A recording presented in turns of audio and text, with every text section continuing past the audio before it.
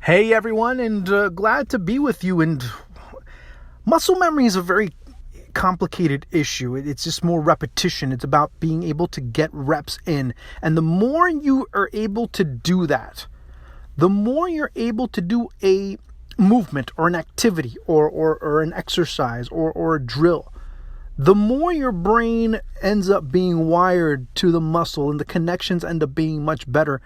And all of a sudden, it might not look so good the first time or the second or the third, but by the fifth or sixth, you start getting the hang of it, and you start getting the hang of it, and you start getting better. And then the 15th, the 20th, the 100th, the 150th time you do it, it's much better muscularly. You end up getting the rhythm. You understand what the whole process is because your body is able to flow into it because it understands the steps that need to be done. And I'm just talking about from a neurological standpoint because you're wiring, you're able to wire your brain in a certain way that you're able to do something better, pretty much.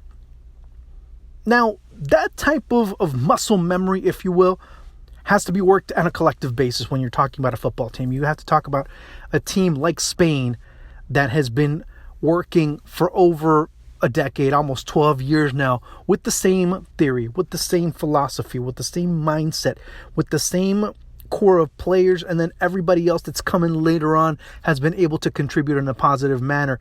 You see a team in Spain that now is going through a generational change, and the players that are coming in are really doing a tremendous job of finding their way. You saw Isco being tremendous against Argentina. You've seen those types of players. Iago Aspas has been really making a name for himself the past couple of years with his club, and then also now you start to see a player like Iago Aspas really becoming a contributor for Spain now. Muscle memory doesn't happen in a span of a day, in a span of a practice. And that's been the problem with Argentina. That has been their problem for over 12 years. And when you start looking at that muscle memory, that hasn't been acquired. Messi can't get accustomed to playing with Kun Agüero every 4 months and maybe something's happened. Although with them, they've been able to get a better relationship as the years have passed. Yes, but that's all a matter of execution and repetitions that have gone on throughout the past few years, throughout the past decade almost, if you start including what they've been able to do since they were promoted to the senior side. When Argentina comes in, it's only one practice. Okay, let's see what we can do. But then it's also muscle memory, what I wanted to go into from an administrative standpoint. At muscle memory because the executives know what need to be done. The individuals that are involved in the football operations side, in things that go on the pitch, not the ones that go extracurricularly and are looking more at the goings on from a business standpoint or anything of that nature. I'm talking about the people that go and are making this style and doing everything logistically to make that style as comfortable a transition as possible and making everything for the players as comfortable as possible. You've had a bit of stability throughout the years with Spain. With Argentina, you haven't had that.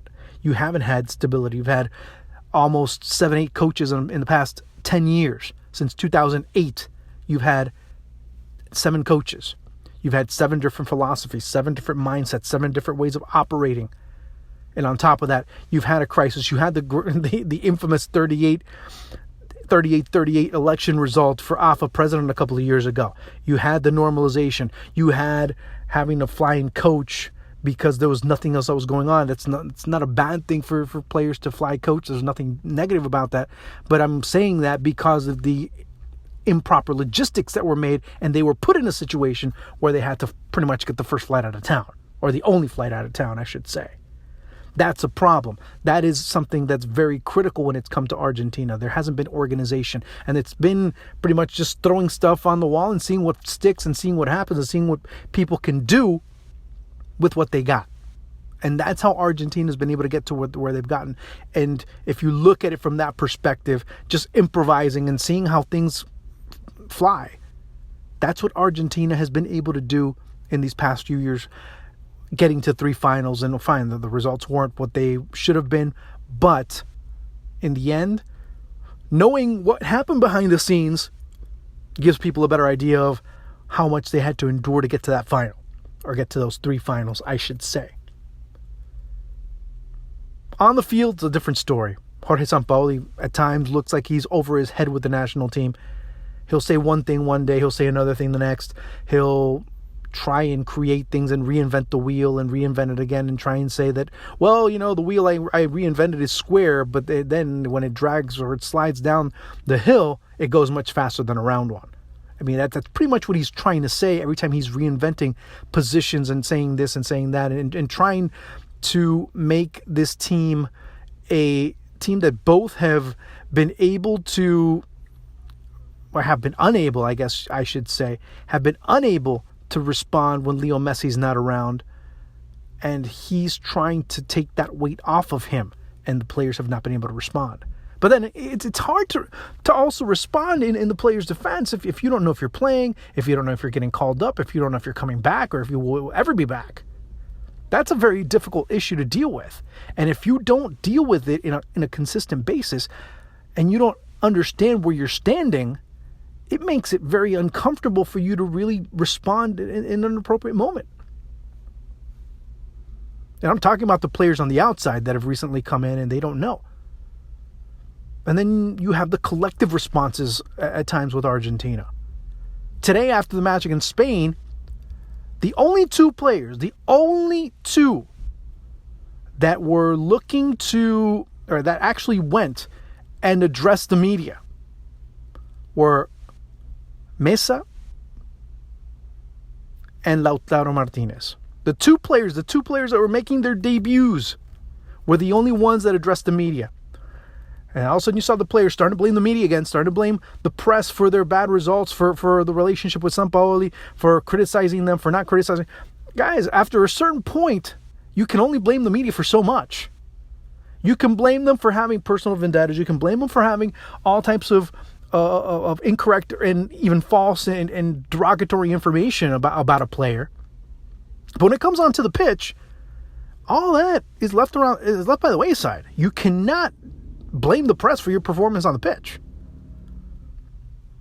You cannot say, well, it's the press's fault that we didn't play well. No. That's a different story. And the team also has to find a little bit more humility. Hearing Jorge Sampaoli saying that the team played well. We had a fantastic first 45 minutes. We had a great 60 minutes, but then against Spain, you have to play 90. That is true. But Argentina really didn't show anything. There was a lot of chaos, a lot of disorder, a lot of anarchy defensively. I haven't seen such a mess in Argentina in such a long time, and that is a critical situation. 79 days out of the World Cup, and this is one of those matches that really throws plans into a real negative circle, and that cycle can be a very dangerous one, because what do you start doing? Who do you start bringing in? You don't have much time for trial and error anymore. You don't have any time. But Jorge Sampaoli looks like he is out of his element. He looks very lost. Yes, he speaks very well and he's able to express himself in a very good manner, but at times he's trying to express himself a little too much. Saying that Dybala wasn't able to adapt himself to the national team and pretty much discarding him, although you go back and you say, well, this player might be in the national team after all. And today, you didn't have Messi, you could have had Dybala, but today you didn't have neither nor. And you ended up getting smoked. Let's be honest. Messi plays today, and Spain's still going to win, but they're going to win 6-3, 6-4 maybe. But you see, if you're an Argentina fan, something very worrying and something that you have to be extremely preoccupied about. This is the sign of life after Messi.